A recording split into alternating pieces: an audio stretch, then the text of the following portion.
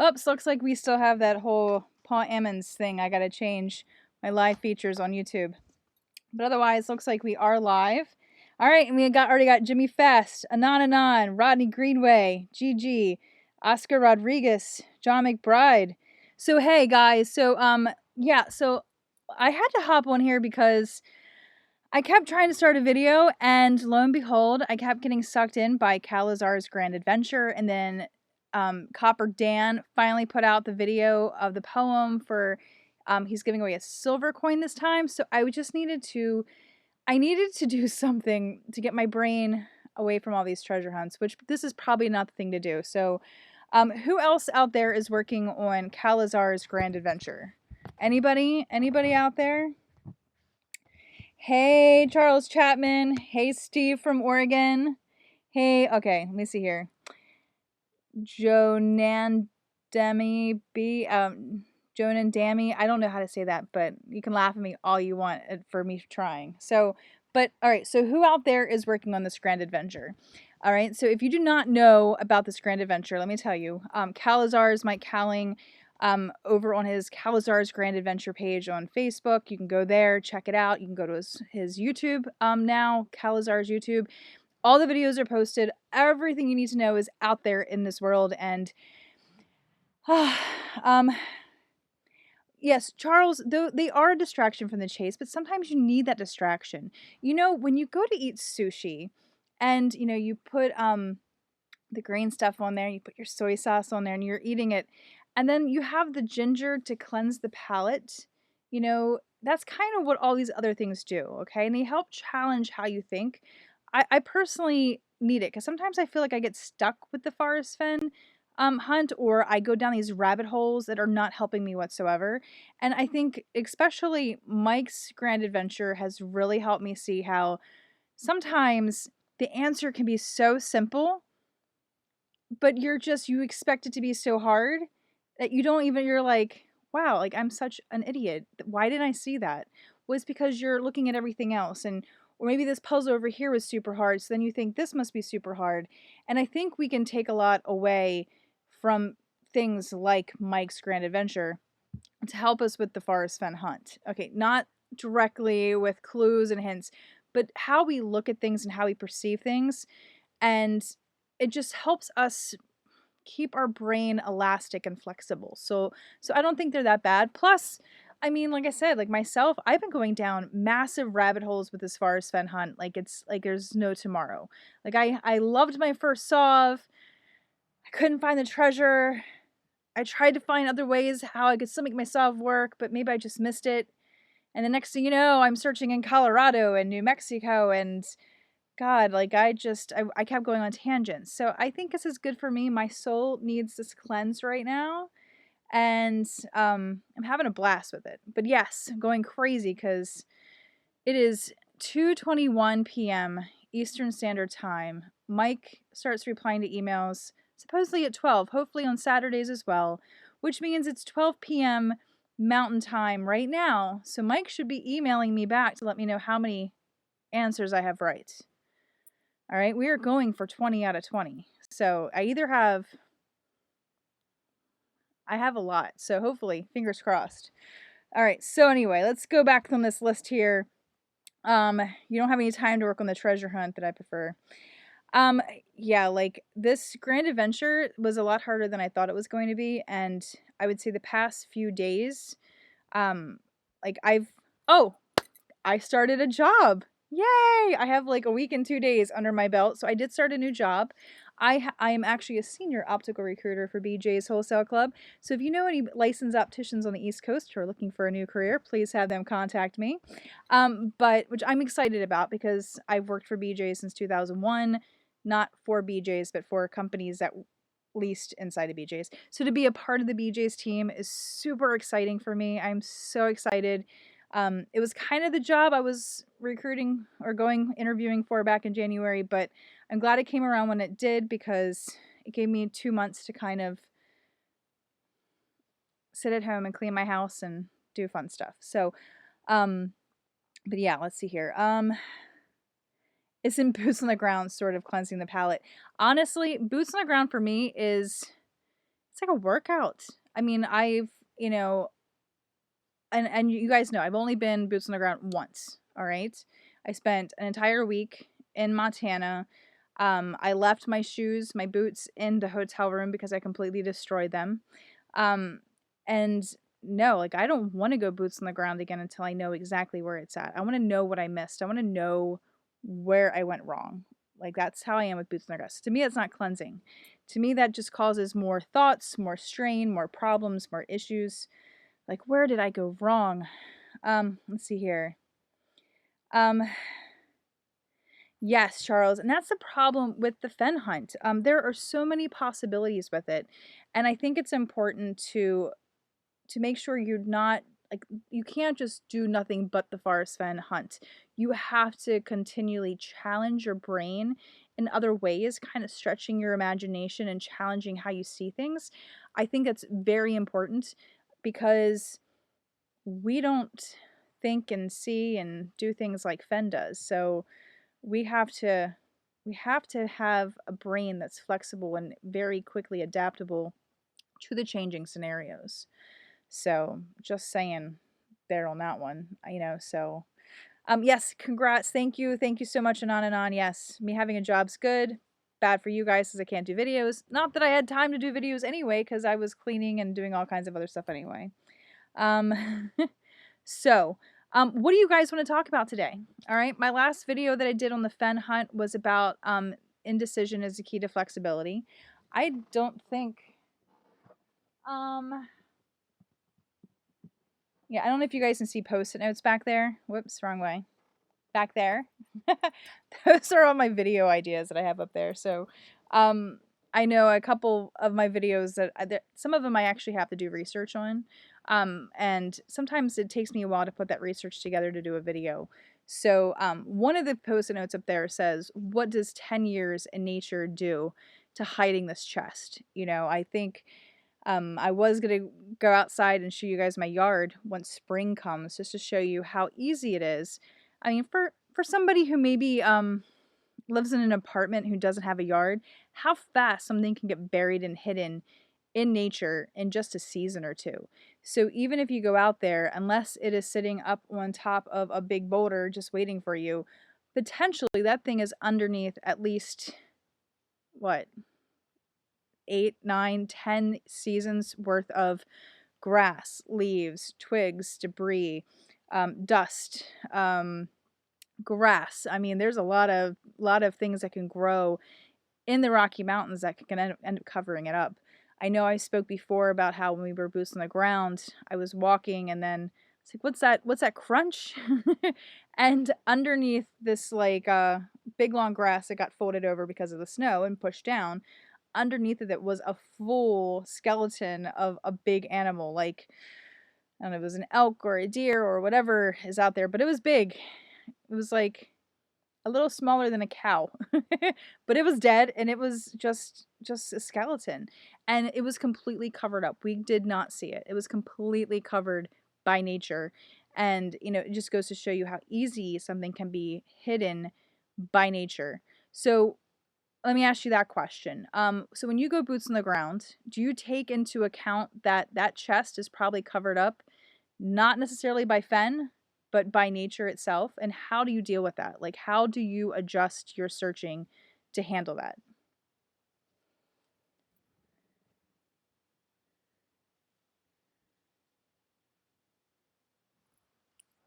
Vegas is Pacific time, is it really? No, it's not. It can't be. Really? I was just there. Well, anyway, Mike should still be emailing me because I need to know if how many I got right. Maybe I am wrong.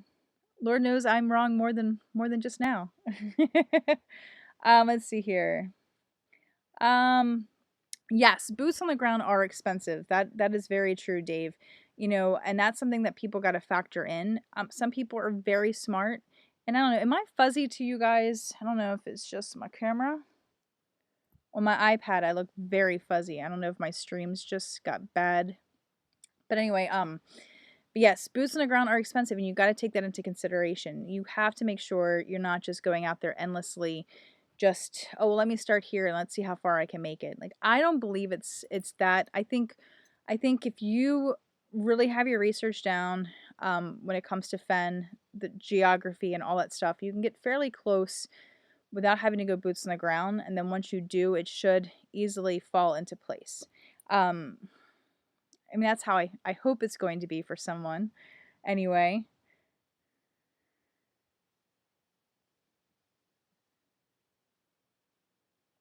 Yes, Charles, there are a lot of stuff that does, kind of fulfill our need for information when it comes to the forest Fenn hunt. But I don't think a lot of it challenges us per se. I think I I I I will say you need other kind of explorations. I'm if can't wait for Mike to email me. I'm looking at my computer like waiting for that red little button to pop up with my mail app.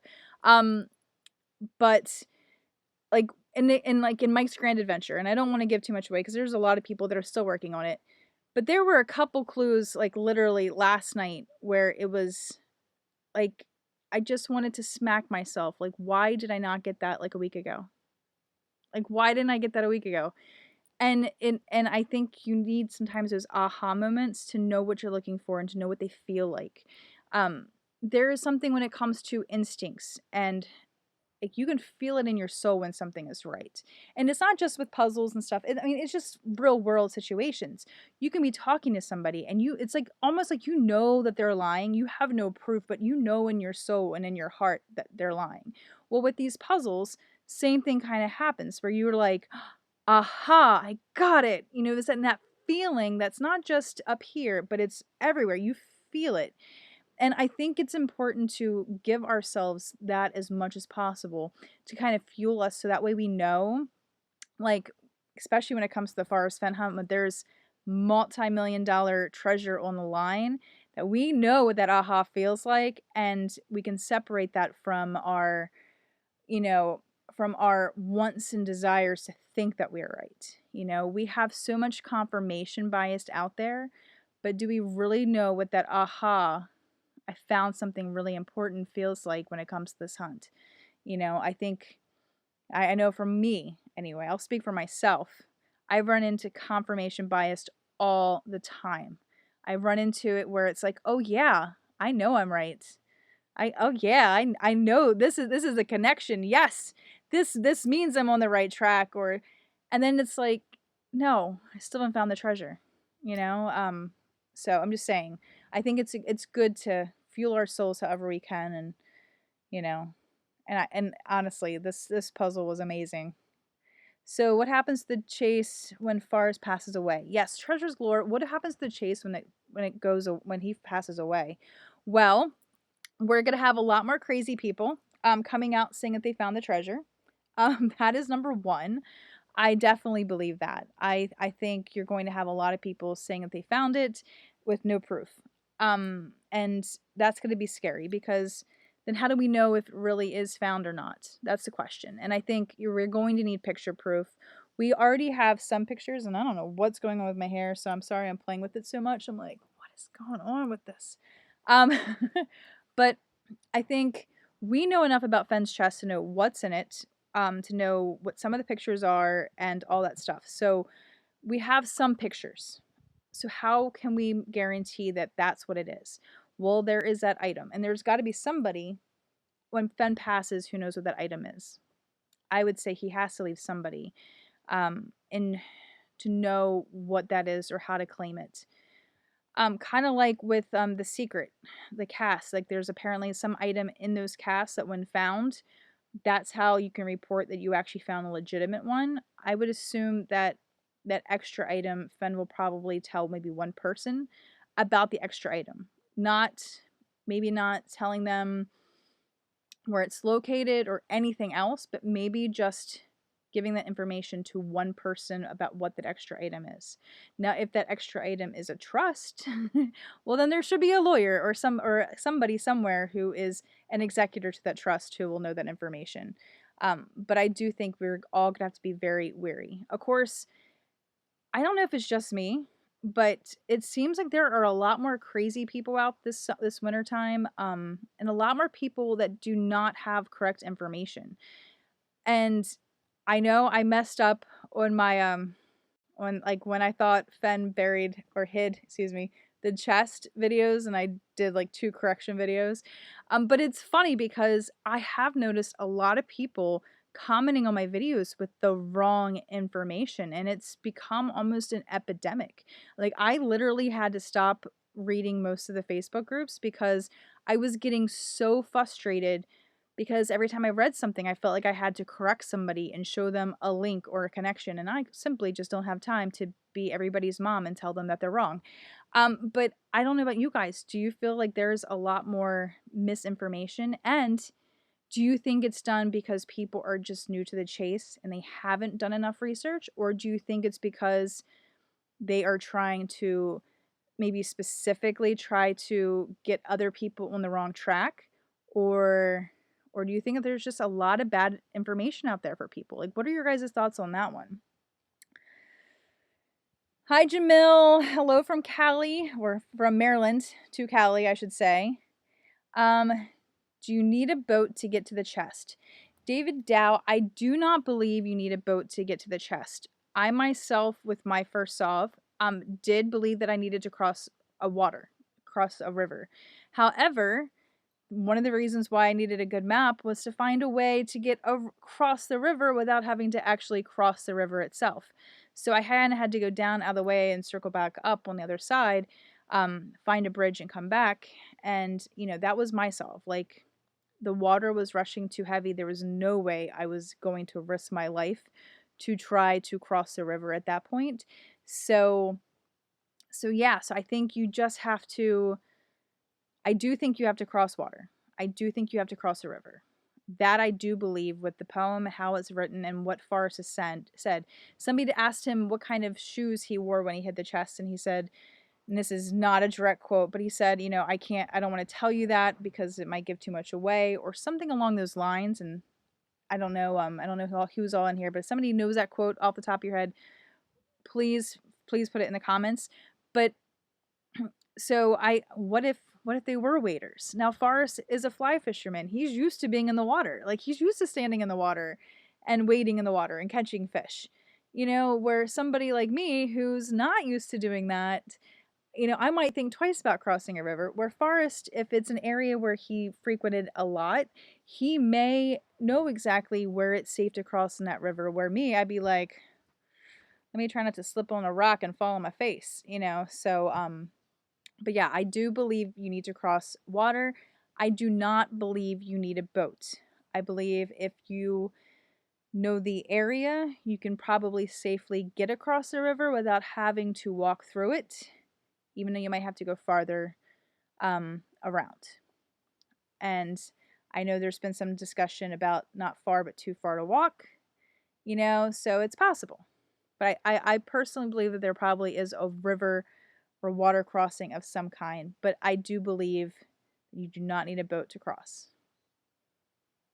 That's it. Okay. Let's see here. I don't know if he'll give reins to his grandson. Like I said, like before, like maybe tell somebody what that extra item is in the chest, but I don't think he'll give full power of actually knowing the location of the chest. And he might give some keywords or something like that, but even that I don't think. I think he's going to keep most of it a secret, maybe just talk about or maybe just share that extra item before he passes. That I can see him doing without compromising the chase or the hunt too much. Because anybody can have a few too many drinks at a bar, and spill the beans on something, or get kidnapped and held hostage and get the shit kicked out of them. So I don't think Fenn would put anybody's life in danger like that. So I think maybe just the extra item, just for so there's confirmation when somebody does find it. That's as far as I'll go. All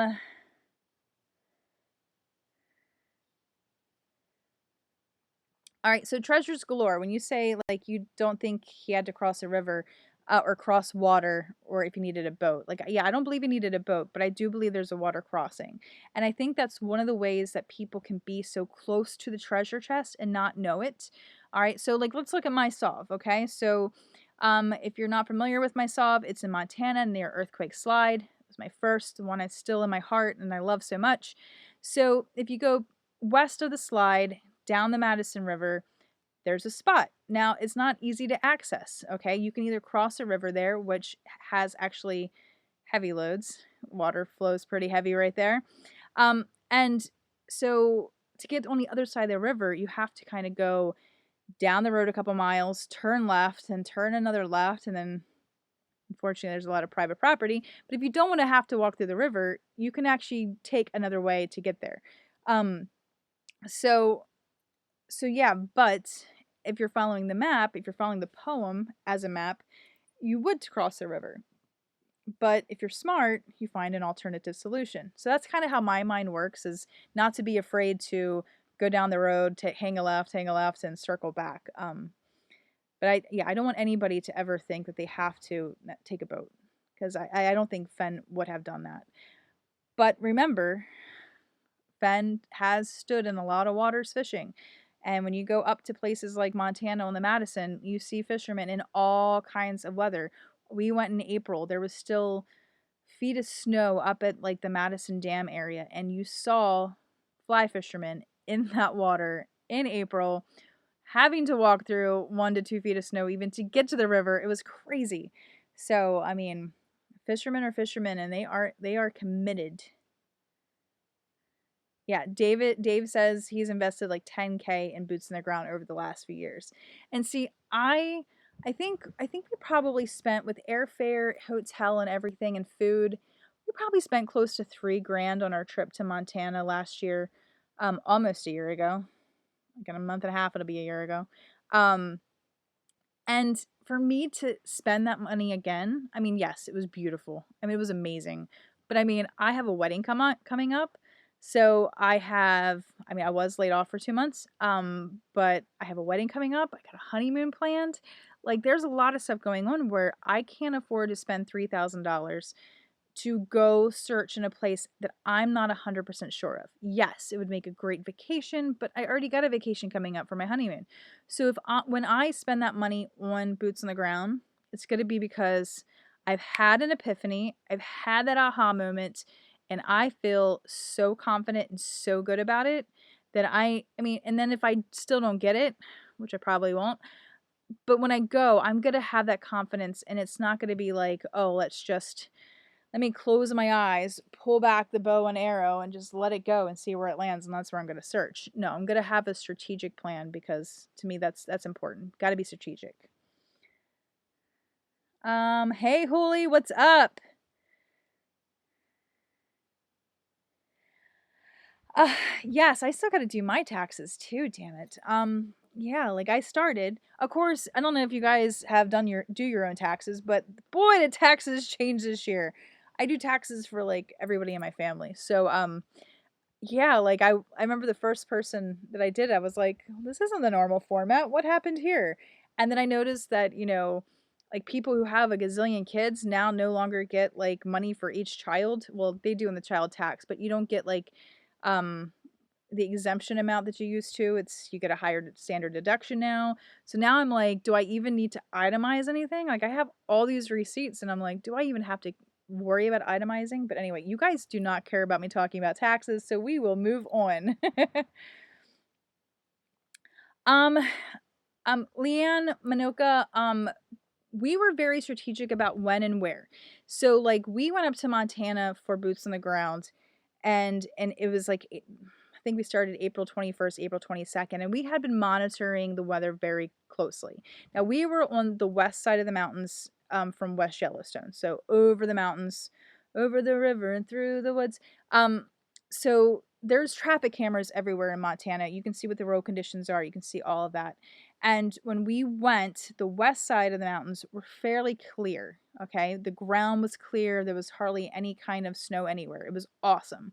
And then West Yellowstone still had like big 4, 5, 6, 10 foot piles of snow from the snow plows and everything. It was crazy. And then the second day we were there, it snowed. So there was some snow, especially in the shady areas on the west side of the mountains over by Earthquake Lake and all that. So it did make things harder because there were some awesome spots. And then you're like, Well, damn, now I'm like, my treasure chest could be a foot under a foot of snow now that wasn't here yesterday, or was under less snow yesterday. And then we had to rely heavily on the metal detector for those spots. Like there was this one like little, it was like like not a cave, but it was like a rock outcropping, but it was like the hole was filled with snow. So it's like, okay, well, metal detect, like let's try to clear out some snow, let's metal detect some more, you know. So and then and I can't lie that I can't say in the back of my head, you know, that possibly the chest was there just under some snow. But by the end of the week, we did go back over almost every spot we were in love with twice because by the end of the week, most of the snow melted again. But I mean, I was out there sweating. There was one day where I was wearing a pair of jeans, I had insulated boots, I was wearing a tank top, and I got a sunburn, and it's like, I don't know, that was probably like April 26th. And I'm in Montana. I'm on the side of a river, on the side of a mountain, and I got a sunburn. And I'm sweating heavily, and I'm walking through like a foot of snow in areas, like in the shaded areas or like the dippy parts. So it was crazy, but it is harder, you know. So if you don't want to waste your money and you're not sure of exactly 100% where it is, yes, wait for the snow to melt. Wait for the snow, because the last thing you want to do is go there, try searching, and then leave wondering, did I miss it because of the conditions? You know, it sucks. It really, really sucks. And we had a pokey stick, like a walking, like a hiking stick. That thing broke by the middle of the week because I guess it got tired of poking through snow. So, but yeah, I would say and like I said, for the cold, I never really felt cold while we were out there. The only time I felt cold while was when we actually went to Yellowstone on the day that it snowed, which was the Monday that we were there. Because it was snowing, we didn't want to go boots on the ground. We were like, well, let's take the time to go into Yellowstone, see some geysers and weird stuff that I've never seen before. And then it was cold because we weren't constantly moving. We were in and out of a car. Of course, there were some of the geyser valleys, like up near the Grand Prismatic Springs and stuff. I mean, it was so warm because of all the steam. But then after you're in that steamy hot zone and you're walking back to the car, then you get cold again. And then you're all wet from the steam. And then you hit the freezing temperatures. And then, yeah, so cold that day. But when we were actually boots on the ground, we prepared, we dressed warm, we had good gear, and I was actually sweaty most of the time. All right. Thank you, Huli. Yes, I try to correct myself whenever I'm wrong, and I have no problem admitting I'm wrong. When I was younger, I refused to, but now it's like, I was wrong. Big deal. Okay. Um, yes, Charles. A lot of people are lazy and they do misquote Fenn, and some people are just lazy, period. Now, what are those guys? The Men Are So Smart guys.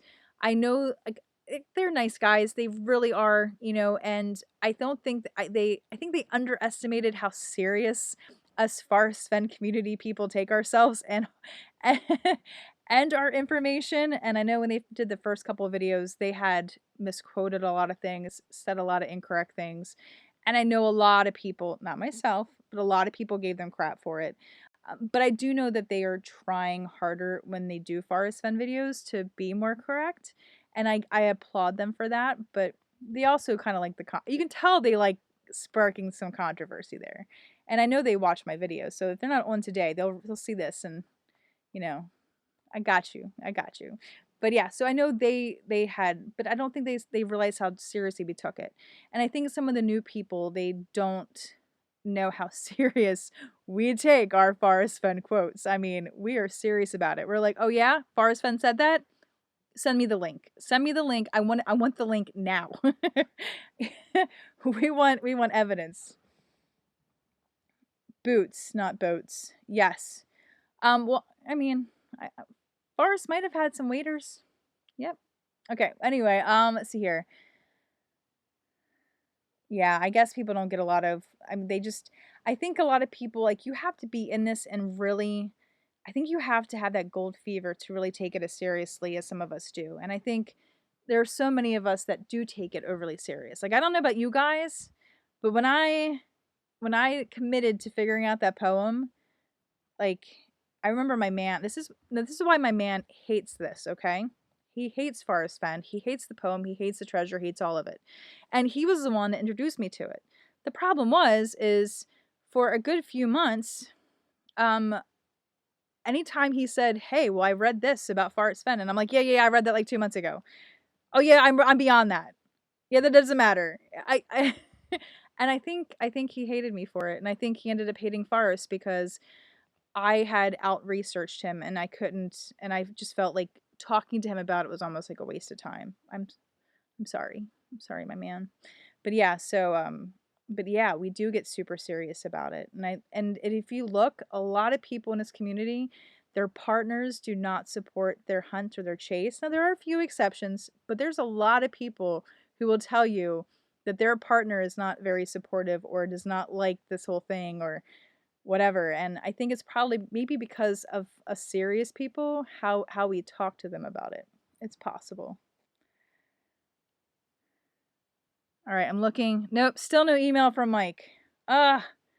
Mike Calling, send me an email. Let me know where if I'm right or wrong on this grand adventure. See? I can't stop thinking about it.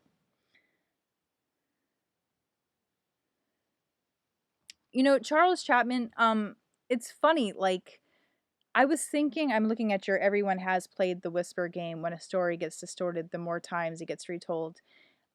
You know, it's funny you say that just because I was reading something about how we actually remember things. We don't remember an exact event, we remember how we remembered it. So we remember our memories of an event, which I thought was really strange and odd, but super cool nonetheless. So, and then we have what is that called? The mandala effect. It's something like that. You guys know what I'm talking about. But then I wonder is like the things I remember about this chase and this hunt and what I've researched in 10 years, will like those things actually be different?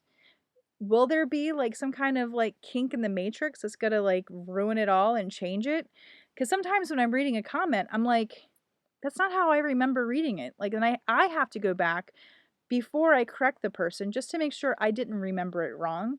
And so I do worry about that a lot. I worry about, am I remembering it incorrectly? Because I feel as I get older, my memory definitely seems to change. So I'm like, is it me or is it them? I'm like, oh yeah, okay, it was them. They got it wrong. Okay, but I like to double check first before I call somebody out. Yeah, Steve Wayne. Um, having your name being Steve, I'm assuming you're a guy. So the first thing you need to know is men are never right. Women are always right. Just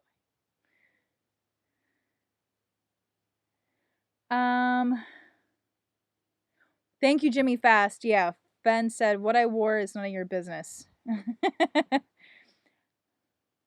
I think that was when it came to the shoes. Um,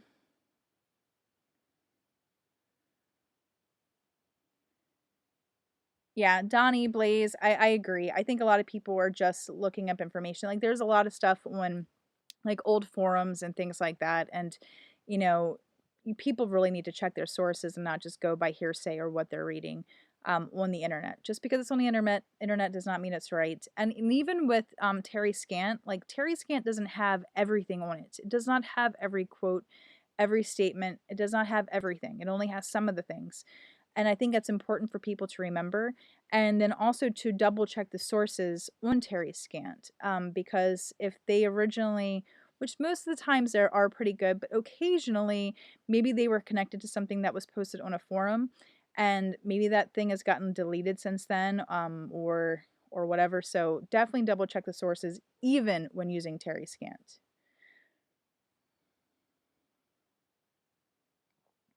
Yeah, Charles, like there is definitely way too much confidence in this chase, overconfidence. Everybody thinks they're right.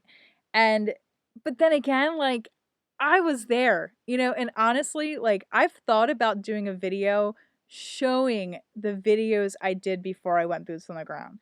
Cause I did like a video documentary, like I wanted to document everything. I literally thought I was gonna be finding the chest in April of last year, and then I was gonna sell my story and make a shit ton of money, And I thought that was going to happen to me. I thought so. So I made sure I documented everything. I documented my thoughts, my reactions to people like you guys. You know, what after when I was watching AGK, I've thought about compiling a video showing that stuff. And then I'm like, you guys will think completely different of me because I was so confident and so arrogant thinking that I had it. Like thinking that I figured it out. Yeah. So I mean, so I understand how people can be super confident and overconfident. And there's nothing that'll break that confidence more than a boots on the ground. And then I think some people just have, it's not necessarily confidence. I think it's more of a delusion. Like it's a delusional factor. Like there's a few people out there where when I listen to them, they are so confident in what they say and where they're searching and everything else. And I'm just like, what color is the sky in your world? Like what color does the sky look like where you are? Because I would bet that their answers would not be blue. um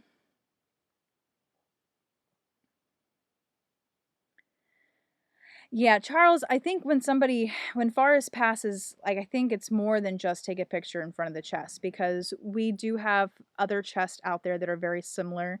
I think that we're going to need to see the actual contents of that chest to prove it. I think it's more than just a picture with the chest. Because I think that that'll be very easy to do. There's people that have made chests that are very similar to Fenn's chest. So we're going to need to see contents. We're going to need to see that dragon coat bracelet. Like we're gonna need to see that bad boy. Okay, we're gonna need to see Fenn's silver bracelet with the blue beads. We're going to need to see the pocket watch. We're gonna need to see the things that Fenn has told us are in the chest for any of us to believe it. Just seeing a box or a chest is not going to do it for me. Not going to do it. I want to see all the items. I want to see up close pictures. I want to see everything. Okay? I want somebody from Christie's or Sotheby's. I want somebody fancy smancy pants to tell me that yes, they have authenticated it. A picture is not going to do it for me. I want more. I want pictures. Maybe I want a video. I want a lot. It's going to take me a lot to believe that somebody actually found it. Just saying.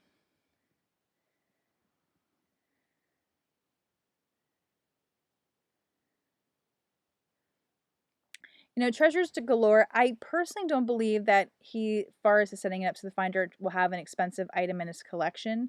I don't think he's doing that.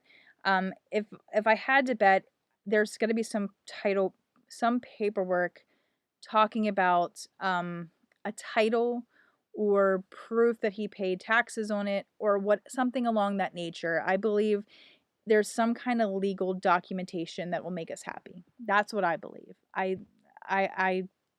it's not my thoughts are not going to change until that chest is found. Just because what else is going to make you happy when you open the chest?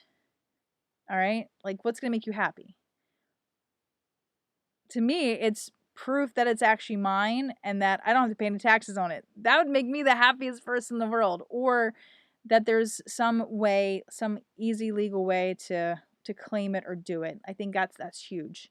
So yeah, I don't think it's, and besides, Fenn knew that he may not be around. So after Fenn passes and his estate has already been settled, then you're not going to get that item. So if you find it in 100 years, that's not going to make you happy. But if you have a trust or some kind of legal document, as long as the US is still around, then you should be good. So, yeah. And we were talking about, my daughter was talking about getting a savings account, and she's not 18 yet. She has a savings account, but she wants one that like bears interest. And I'm like, well, just get some savings bonds. She's like, well, are they safe? And I'm like, as long as the US is around. It's like, you got at least a good 10 years, should be fine. um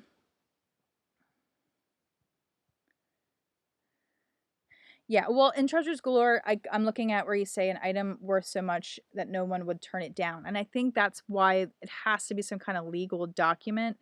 Um, because if it is something with a trust that may already have money or assets in it, or if it is a tax document saying that you can have it tax free, I think those things would prompt somebody to lay claim to it a lot sooner. um, in my opinion. And I do spend way too much time thinking about this.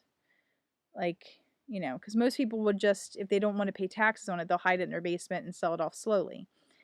Honestly, I don't see how anybody could do that because, I mean, that's a lot of work. Okay, you sell a coin at the pawn shop. Are you going to go to the same pawn shop? Because when you go buy one thing, you're going to want to buy something else. And you're going to be trying to sell coins a lot faster than you think you are. And then there are those rare items. So, like, um, like, like the gold frog necklace, for instance. Like, you can't take that to a pawn shop. Like, you're only going to get the value of the gold. It's worth a lot more money, but you have no letter of authenticity about what it is or where it came from.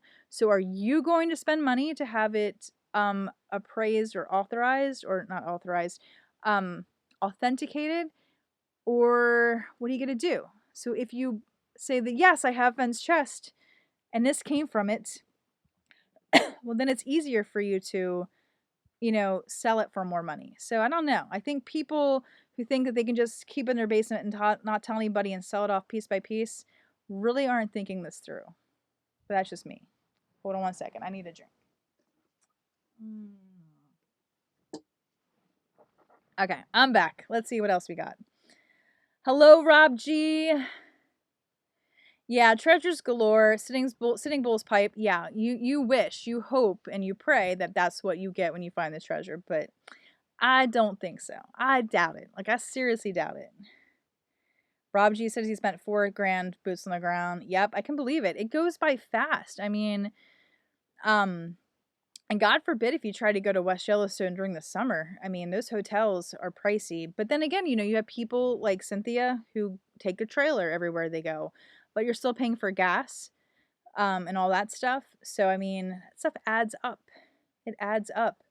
I know Rambling Pam has talked about how, having the RV is awesome, but even going to, like, I think she was talking about like Montana, Wyoming, it's so expensive to take the RV in gas money just to get there, that sometimes I'll just take the truck, and then figure out other ways. So it does add up fast. Steve Wayne says he's going to go on Ellen when he finds it. Awesome. I don't watch Ellen. Yes, Ellen, I just said that. Not that Ellen watches me, so it doesn't really matter. But, yeah. All right.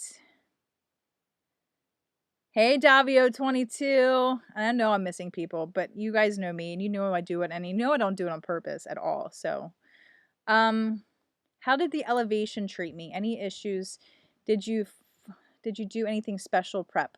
Well, I believe it or not, I work out. I don't work out a lot. I do a lot of strength training. I like to be strong. No. Right now I'm actually doing yoga. I'm trying to not be so big for my wedding. I want to be a little bit leaner for the pictures. But yeah, so I just exercising, as much exercising as I could. I'm not a cardio girl. I hate cardio with a passion. I hate it. I hate it. I hate it. However, I was making sure that I was doing at least 2 days on a stair stepper, not for long intervals, but maybe for 5 to 10 minutes, along with a normal treadmill time of just like speed walking. Because, like I said, I hate cardio. I hate running. My body hates running. So, but I would say just make sure you can walk a mile without passing out. Make sure you can get on a stair stepper for 5 minutes and not pass out. Like, and you can do things slowly and surely. Like, one of the goals you should have is be able to walk a mile in however long it takes you to walk a mile. Start there, okay? And then the next day, if you're on a treadmill or something, like just go up the speed. Like you can start off with like a 3.0, which is like a brisk walk. Next day, go 3.1, then 3.2, and keep going faster and faster and faster, and your body will slowly get used to it. And that is super important because you don't want to start off super fast or heavy because you want to take your time and build up your tolerance. It's the same thing with strength training. You don't start off going in and squatting 200 pounds. You go in and you start with a 45-pound bar, and then every time you go back, you add 5 pounds.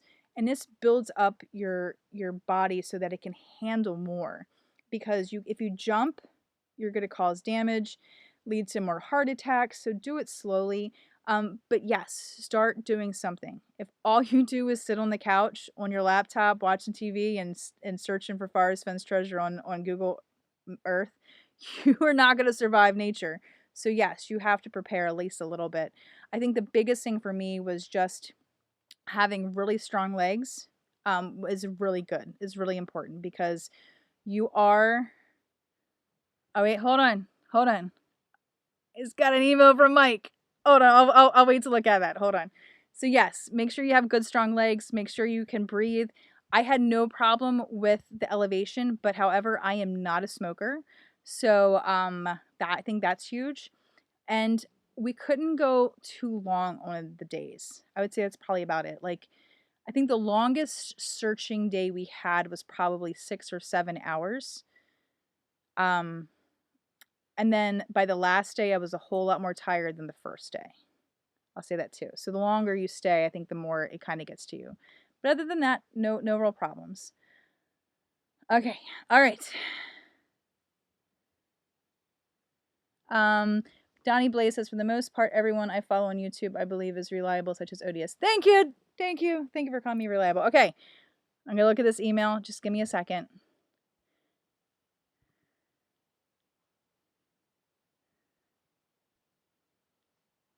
Holy crap. All right, guys. Well, it looks like I got to get off here because I have a puzzle that I need to do.